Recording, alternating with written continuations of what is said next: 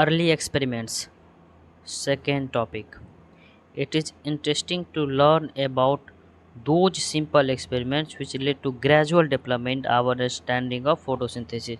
इसका मतलब हुआ कि फोटोसिंथेसिस में जो भी डेवलपमेंट हो रहे थे वो हम धीरे धीरे ग्रेजुअली उसके बारे में हम जानेंगे। जैसे पहला, जोसेफ प्रिस्टले 1733 टू 1804। इसका मतलब है कि 1733 में जन्म हुआ और 1804 में डेथ हो गया।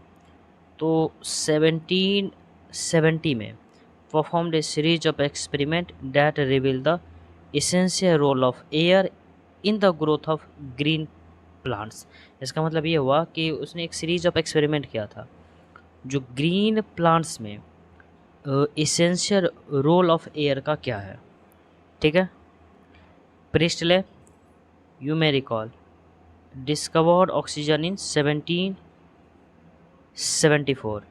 इसका मतलब ये हुआ कि ऑक्सीजन का जो डिस्कवर है 1774 में हो। तो एक्सपेरिमेंट सीरीज ऑफ एक्सपेरिमेंट कब स्टार्ट हुआ था? 1770 में। और ऑक्सीजन कब डिस्कवर हुआ? 1774 में। ठीक है।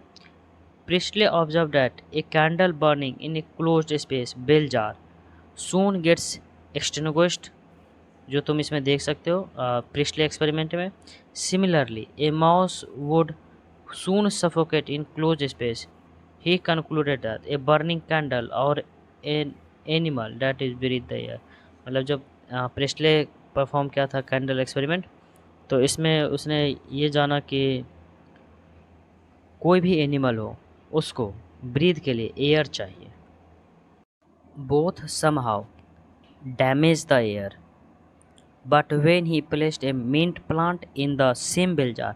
अगर पुदीना का प्लांट अगर उसी बेल जार में अगर दे दिया जहाँ पर सफोकेट हो रहा था माउस का, he found that the mouse stay alive and the candle continue to burn. उसने देखा कि माउस जिंदा है और कैंडल जल रहा है। Priestley hypothesized as follows, plants restore to the air whatever breathing animals and burning candles remove. तो मतलब प्लांट्स था वो अपना एयर रीस्टोर कर रहा था जो जीवन के लिए ज़रूरी है। अब उसको कोई फ़र्क नहीं पड़ रहा है कि एनिमल और बर्निंग कैंडल क्या रिमूव कर रहा है। तो इसमें हम देख लेते हैं। यहाँ पे देखो बेल जार एक्सपेरिमेंट है। पहले में कैंडल के साथ माउस है और माउस सफोकेट हुआ और उसका डेथ हो गया। उसके बाद मिंट प्लांट अगर दिया तो मिंट प्लांट के साथ ये फोर्थ में ये अलाइव है। Can you imagine how Priestley would have conducted the experiment using a candle and a plant? Remember, he would need to rekindle the candle to test whether it burns after a few days। बात तो सही है कि कैसे वो रिकाइंडल करता होगा। How many different ways can you think of light the candle without disturbing the setup? कैसे तुम अगर एक्सपेरिमेंट करना चाहो, 4-5 दिन लगाना है तो एक कैंडल तो तुरंत ही जल जाएगा। तो 4-5 दिन लगाना है तुम कैसे कर सकते हो? ठीक है, सोचो, हमें ये बताना। Using a similar setup as one used by Priestley, but by placing it one in the dark and once in the sunlight। और ऐसा कौन किया था? John इंजनहाउस 1732 1799। Show that the sunlight is essential to the plant process that somehow purifies the air, followed by burning candles और breathing animals. मतलब breathing animals था या burning candle था, वो क्या कर रहा था? एयर को ख़राब कर रहा था। तो जैन इंजन हाउस ने एक एलिजेंट मतलब शानदार एक्सपेरिमेंट किया with an aquatic plant so that in bright sunlight small bubbles were found around green parts while in dark they did not. मतलब अगर ये कोई प्लांट है तो इसके अराउंड स्मॉल बबल्स फाउंड हुआ था, लेकिन हाँ ग्रीन होना चाहिए। ठीक है। लेकिन जिसको डार्क में रखा था उसमें कुछ नहीं हुआ था, ये ब्राइट लाइट में रखा था। ठीक है। हाँ, hence he show that it is the only green part of plant that could release oxygen. तो यही ग्रीन पार्ट ऑफ प्लांट है जो O2 रिलीज कर सकता है। ठीक है। It was not until about 1854 Julius von Sack provided evidence for production of glucose when plants grow। अगर प्लांट ग्रो कर रहा है तो जूलियस वॉन सैक ने कहा कि जो प्लांट है वो ग्लूकोज प्रोडक्शन कर रहा है। ठीक है। Glucose is usually stored as starch. Glucose किसके फॉर्म में स्टोर होता है? स्टार्च के फॉर्म में, ये तुम जानते हो। His later studies showed that the green substance in plants, chlorophyll as we know it now, is located in special bodies later called chloroplast। तो जहाँ पर अगर कोई स्पेशल बॉडी, अगर ये प्लांट का मान लो कि लीफ है, तो लीफ एक स्पेशल बॉडी है, तो यहाँ पर क्या होगा? क्लोरोप्लास्ट होगा। तो क्लोरोप्लास्ट याद रखना, स्पेशल बॉडी में होता है क्लोरोप्लास्ट, मेजोफिल सेल में होता है, ये याद रखना, ये इंपॉर्टेंट है। क्लोरोप्लास्ट कहाँ होता है? मेजोफिल सेल में। Within plant cells he found that green parts in plant is where glucose is made and the glucose is usually stored as starch. तो ये एविडेंस बताया था कि जो प्लांट है, अगर कोई प्लांट है तो वो ग्लूकोज है, वो प्रोडक्शन होता है, और ग्लूकोज स्टार्च के फॉर्म में स्टोर होता है प्लांट में। ठीक है। Now consider the interesting experiments done by T.W. इंजलमैन। ठीक है, 1843 to 1909। देखो डेट्स याद रखना, वैसे ये जीने मरने का डेट्स नहीं, जब एक्सपेरिमेंट हुआ था जैसे 1774 में ऑक्सीजन डिस्कवर हुआ था, प्रिस्टले ने किया था, तो ये तुमको याद रखना है, बस, इससे ज़्यादा नहीं।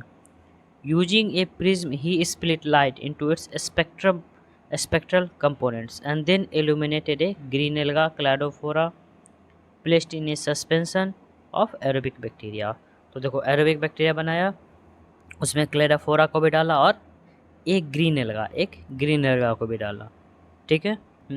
The bacteria were used to detect the sites of O2 evolution. तो बैक्टीरिया का काम क्या था? वो साइट डिटेक्ट करना जहाँ से O2 इवॉल्व हो रहा है। ठीक है। कौन कौन था?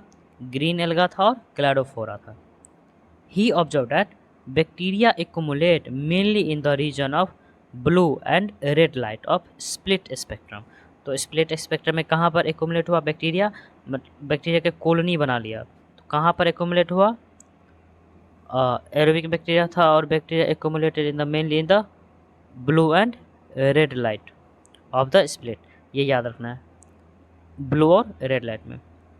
ए first action spectrum of photosynthesis was thus described. तो फर्स्ट एक्शन ऑफ स्पेक्ट्रम कौन क्या था? T.W. इंजलमैन। इट रिजेंबल्स रफली the absorption spectra of chlorophyll A and B। It resembles रफली the absorption spectra of chlorophyll A और B के तरह ही था इसका spectral action spectrum, chlorophyll A और B की तरह, जहाँ पर A कहाँ है? A है रिएक्शन सेंटर में और B है एंटीना में। ठीक है। By the middle of 19th century the key feature of plant photosynthesis were unknown. मतलब 19th सेंचुरी में भी ना अननाउन ही था कि इसका की फीचर क्या है फोटोसिंथेसिस का। That plants could use light energy, कर सकता है to make carbohydrate from CO2 and water. मतलब लाइट एनर्जी यूज करके वो कार्बोहाइड्रेट बनाता है, और कार्बोहाइड्रेट किससे बनाता है? वाटर और कार्बन डाइऑक्साइड से।